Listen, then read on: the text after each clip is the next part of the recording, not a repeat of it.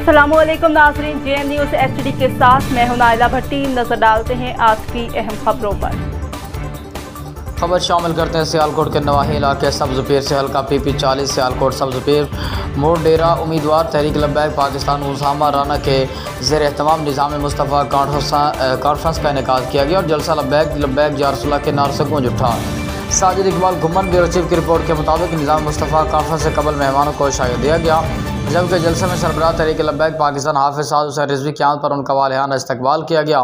इस मौके पर हल्का PP 40 के अवाम और कारकुनान ने भरपूर शिरकत की। इस मौके पर तहरीक लब्बैक पाकिस्तान के सरबराह हाफिज़ साद हुसैन रिजवी ने मुल्क में बिगड़ती सूरत हाल पर खिताब किया और कहा कि मुल्क में महंगाई की बदतरीन लहर ने अवाम का जीना दोभर कर दिया है और अवाम 2 वक्त के खाने से भी महरूम हो चुकी है और ख़ुदकशियों पर मजबूर हो चुकी है।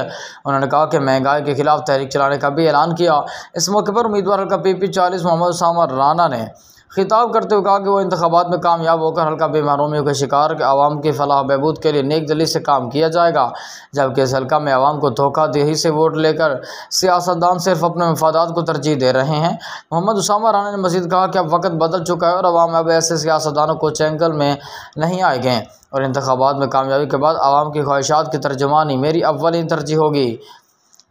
इस मौके पर TLP के दीगर उहदेदारान ने भी खिताब किया, जबकि गुलाम मुस्तफ़ा अतारी, इंजीनियर असुआन अब्बास कादरी और दीगर मजहबी रहनुमाओं ने जलसे को हल्का के सियासतदानों के लिए सरप्राइज़ और अब तक का सबसे बड़ा जलसा करार दिया।